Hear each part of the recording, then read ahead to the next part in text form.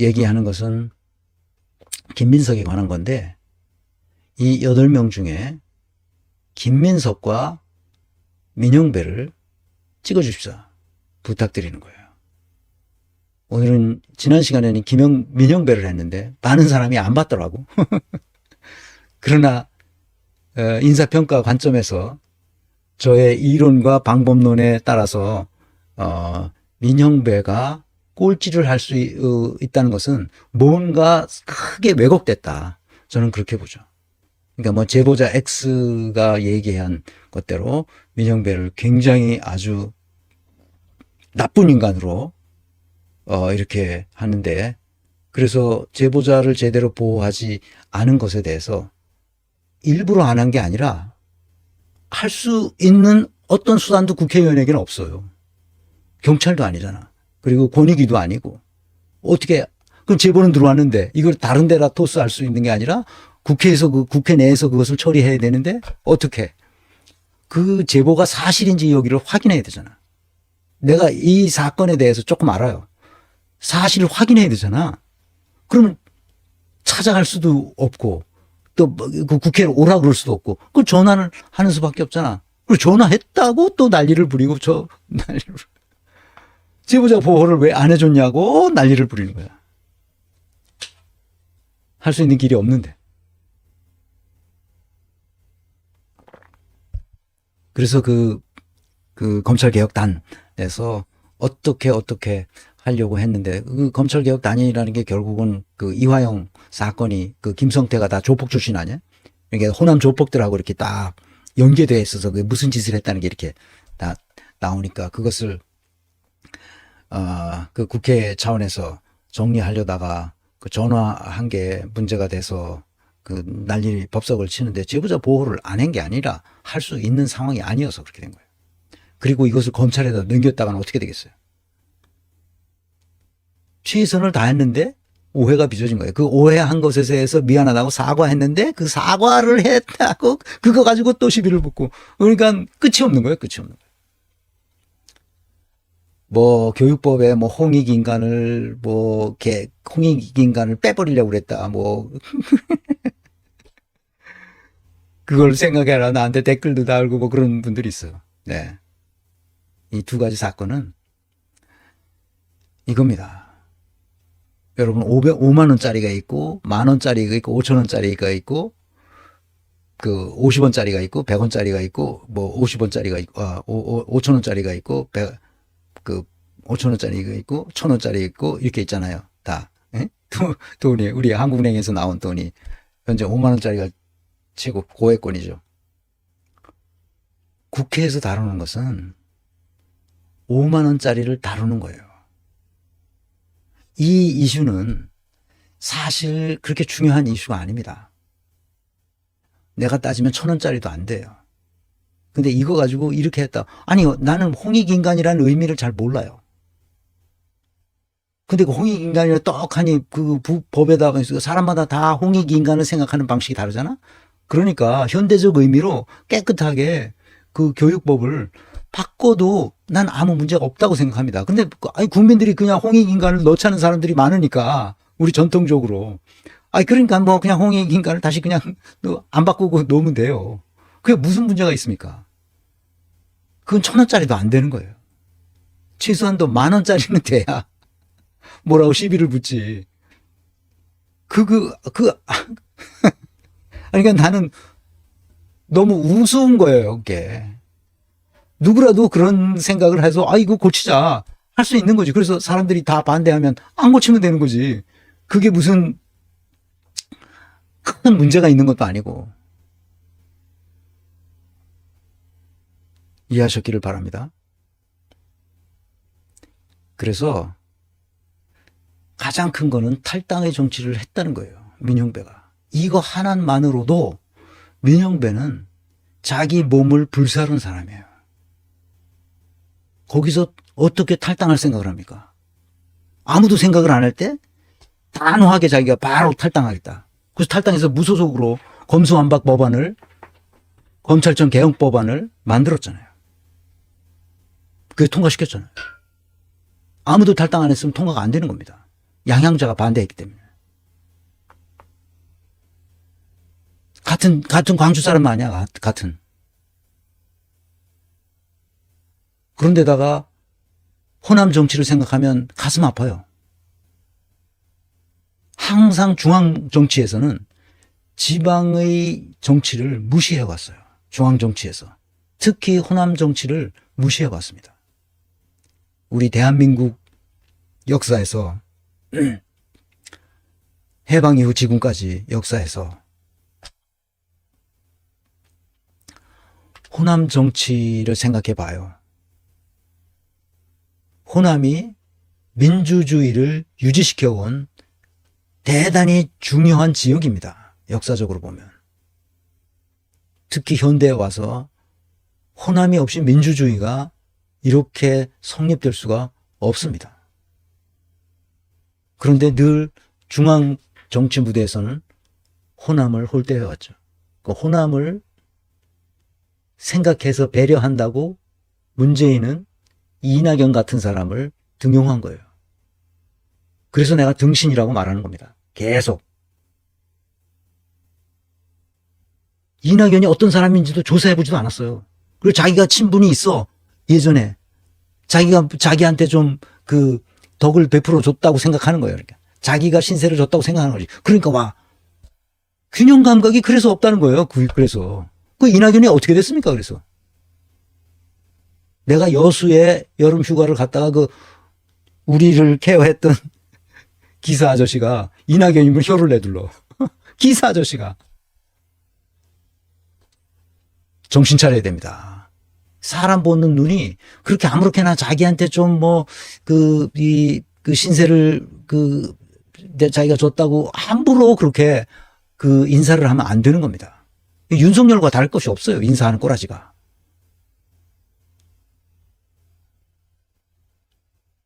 그래서 내가 이 두 사람은 꼭 최고위원으로 들어가되 김민석은 수석 최고가 됐으면 좋겠다. 그런 생각을 하는 거고 왜 그런지를 이번 시간에 얘기합니다. 그리고 지난 시간에 얘기했던 민형배 강의는 많은 사람들이 안 들었더라고요. 그래서 다시 한번 합니다. 최고위원으로 꼭 뽑아주시기를 부탁드리고요.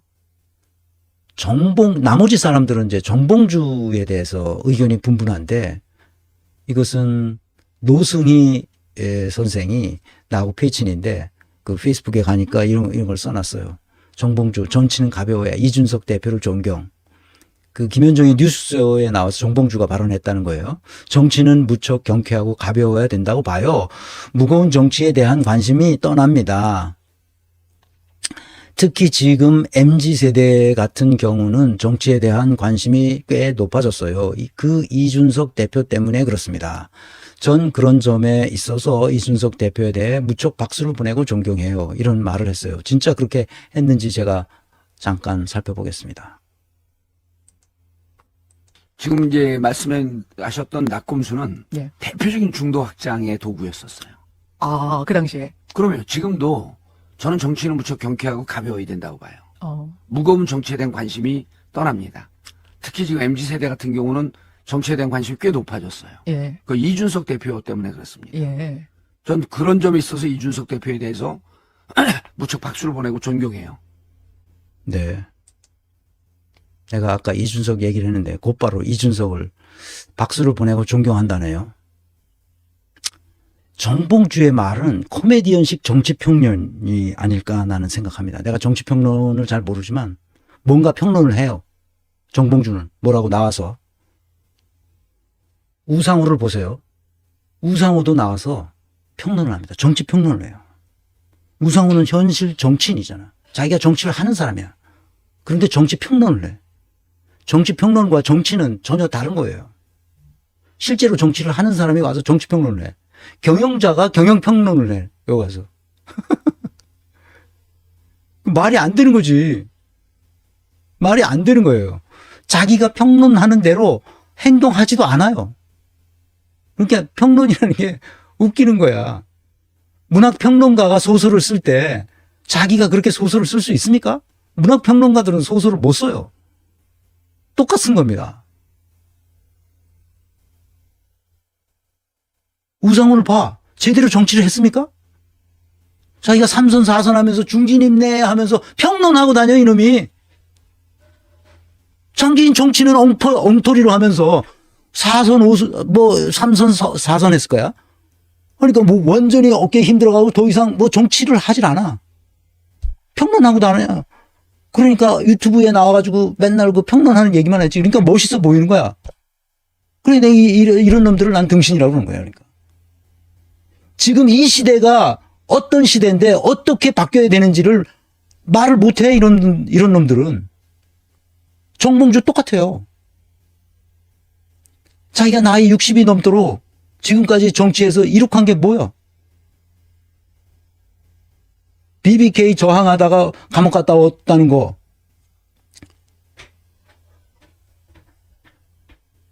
그것도 좀 요령껏 전략적으로 잘 했으면 그렇게까지는 안 돼요. 잘 해야 됩니다. 그래서 내가 송영길 의원을 아주 높이 평가하는 사람이지만 전략적 사고력이 부족하기 때문에 감옥을 가는 거예요. 뭐 감옥에 간 게 아니라 이제 유치장에 있다가 나왔지만 조심해야 돼요. 그래서 어떻게 하면 효과를 내되 내가 그 효과를 지속적으로 낼 수 있는 길을 선택할 수 있는가를, 그 갈림길을 잘 선택해야 됩니다. 정치인은 그게 중요해요. 그리고 소나무당을 만들어서 뭘 하는 걸 보고 내가 매우 실망했습니다. 소나무당 자체의 문제보다 그 안에 들어가 있는 사람들 구성을 봤을 때 최대집이니 뭐 변희재니 말이 안 되잖아요.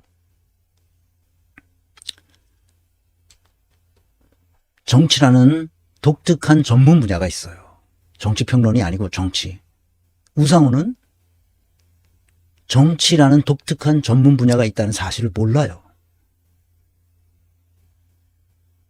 민주당 안에 큰 틀에서 4선을 하고 나니까 이제 배우는 게 없는 거죠. 그래서 정치인은 반드시 홀로 설 수 있어야 돼요. 홀로서기를 할 수 있어야 됩니다. 김어준, 아까 낙검수 얘기했는데 김용민, 정봉주, 주진우 중에서 홀로 선 사람이 누구인지 한번 보세요. 지금 낙검수 하다가 이 4명의 멤버가 다 흩어졌습니다. 홀로 서서 자기 길을 가고 있는 사람이 누굽니까? 정봉주, 주진우는 어떻게 됐어요? 홀로 서질 못해요. 어딘가에 삐대요. 딱 자기 홀로 서야 되는 겁니다.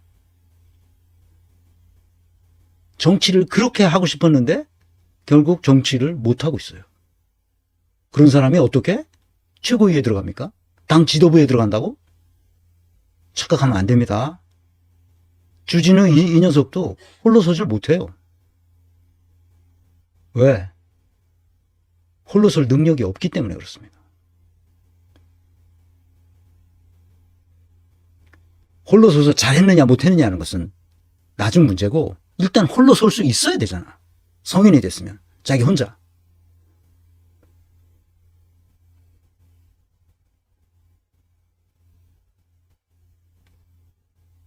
본선에 진출한 민주당 최고위원 후보 8명 전체 중에 아까 다시 얘기했듯이 다시 봅니다.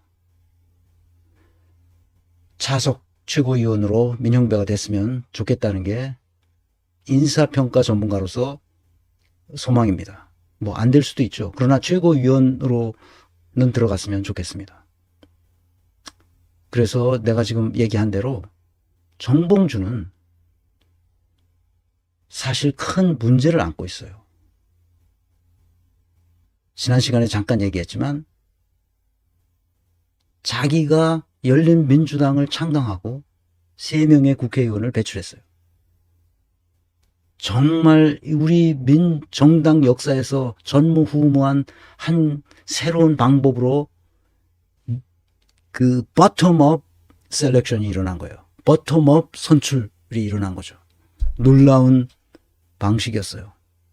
손혜원 의원이 아마 아이디어를 냈었던 것 같고 정봉주도 거기에 가담했겠죠. 사실은 정봉주와 손혜원 두 사람이 만든 이 정당이 나는 잘 되기를 간절히 바랬어요. 이 바텀업 정당이야말로 진정한 의미에 있어서 민주주의 실현이고 민주주의를 실험하는 거잖아요. 잘못될 수도 있지만 좌우지간 어떻게 잘 되도록 해서 이것을 키우라. 내가 그래서 그 당의 원로들 있잖아. 주진영부터 뭐 황희석 또 누구야 또 안원구 뭐 이런 사람들 있을 때 그 옛날에 그게 뭐야 저기 이 뭔가 이 그 음성으로만 서로 이렇게 토론하는 그 앱이 있어서 거기에 들어가서 그 사람들하고 내가 토론했어요. 여러분들이 그만둔다 소리 하지 말고 이 당을 키울 생각을 해야지. 당의 원로로서 당의 중진으로서 당을 이 책임져야 될 사람들이 무책임한 소리 한다고 내가 되게 뭐라 그랬어요. 이 당을 살려라. 니들 책임이다.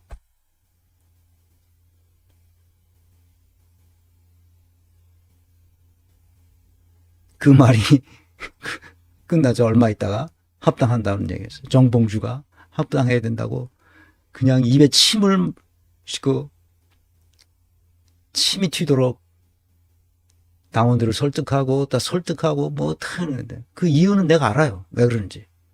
이 작은 당을 키운다는 게 얼마나 힘들다는 걸 내가 왜 모르겠어요. 그러나 그 해야 된다. 다른 당의 모범이 되도록 해라.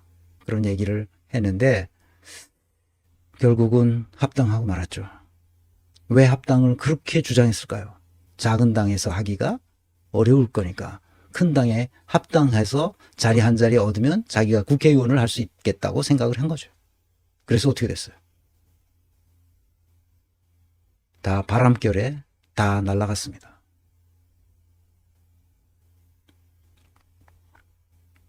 내가 오죽했으면 민주당이라는 똥물에다 샘물 세 방울 떨구면 그게 샘물이 되겠냐. 니들 거기 가면 다 망한다. 그 말이 정봉주에는 안 들어갔을 겁니다. 그래서 어떻게 됐어요? 그 순간의 선택이 굉장히 중요해요. 그 순간의 선택을 단호하게 내릴 수 있는 힘은 어디서 오냐? 그 사람이 가지고 있는 자기 삶의 철학에 있어요. 이건 간다. 내가 손해를 보더라도 간다. 민주당을 살리자. 정당 역사에 새로운 실험을 하자. 못하는 겁니다. 왜? 자기 눈앞에 자기 이익이 아른거리거든. 그래서 안 되는 겁니다. 선거에서 정봉주가 무슨 도움이 되겠습니까? 정봉주는 조계종을 향해 북한 김정은 집단과 같다는 비하 발언을 한 후 사찰 관계자들과 충돌. 정봉주는 DMZ에 들어가서 발목질에 밟은 사람들에게 목발 하나씩 주자는 발언을 했습니다. 네, 플러스님. 네, 감사합니다. 말실수는 사실 큰 게 아니에요. 말실수 할 수 있죠. 말하다 보면. 이재명도 말실수 하지 않습니까? 뭐라고 따르니까 뭐라고 또 개소리 하니까 너 이직이지. 이게 말실수 합니다. 그리고 금방 사과하고 그러면 끝나는 거예요. 그거는 그냥 지나가는 거예요.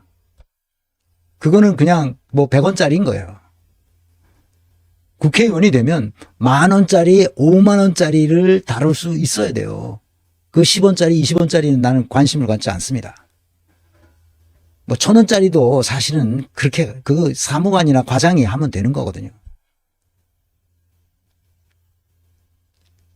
국가가 어디로 가야 하느냐를 생각해야지. 국가가 어디로 가느냐. 우리 공동체 전체가 지금 어떤 상태로 있어야 되느냐. 그렇게 하려면 우리가 지금 해야 할 일이 뭐냐. 이걸 따져야 될 거 아니야 이놈들아. 자기 국회의원 자리 하나 위해서 정당을 없애버린다는 게 말이 돼? 그렇게 어렵게 만들어 놓고 열린민주당이 없으니까 조국신당이 나와서 뭐야 설레발 까고 그러니까 사람들이 거기다 내는 거 아니야. 민주당에 180석 가지고도 아무것도 못하는 걸 보고 있자니 너무 답답하고 그런 심정을 다 알아채고 설레발 까니까 그걸로 몰려간 거 아니야. 열린민주당이 살아있어서 그런 강력한 이 메시지를 주면 이번 총선에서 어떻게 됐겠어? 왜 그런 생각을 못하지?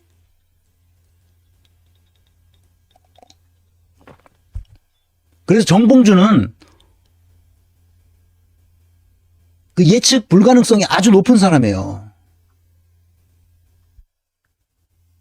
무슨 일이 어떻게 벌일지 몰라요. 아이디어가 반짝반짝해, 아이디어. 그러니까 사람들이 거기에 다 녹아가는 거야. 조국이나 똑같이 막 설레발치고 막 떠들고 그러니까 뭐가 있나 보다. 있긴 뭐 개뿔이나 뭐가 있어. 내가 다시 얘기합니다. 김민석, 민형배를 찍어주세요. 정봉주는 예측 불가능성이 높은 사람입니다. 그걸 빼고 나면 김병주, 강선우, 이현주, 한준호, 전현희 이 5사람이 남죠. 이 5사람은 고민정, 박광훈, 홍익표 같은 사람들은 아니에요. 그러니까 누구를 찍어도 상관없습니다. 누가 돼도 상관이 없어요. 잘 생각하시길 바랍니다. 한준호도 괜찮고 강선우도 괜찮습니다. 두 사람 다 자기 삶의 내러티브가 있는 사람들이에요. 훌륭한 사람들이죠. 강선우가 제일 어려요. 그래도 뭐 78년생이니까 어린 것도 아니에요. 독일로 따지면은 나이가 굉장히 많은 거죠. 40대, 50대가 독일에서는 거의 60% 차지하고 30%가 그 30대까지입니다. 30대 이하 다 합치면 한 30% 돼요. 그리고 나이 많은 사람들, 고령자들 60대 이상 이런 게 한 10% 되는 걸로 제가 알고 있어요. 그 대충 비례로 보면 그렇습니다. 그러니까 40대, 50대 사람들이 일할 수 있도록 그렇게 했으면 좋겠습니다. 젊은 사람들이 일할 수 있도록 해야 됩니다. 그리고 한창 일할래요. 40대, 50대가 한창 일할래죠. 그렇게 인사평가 전문가로서 여러분들에게 부탁드립니다.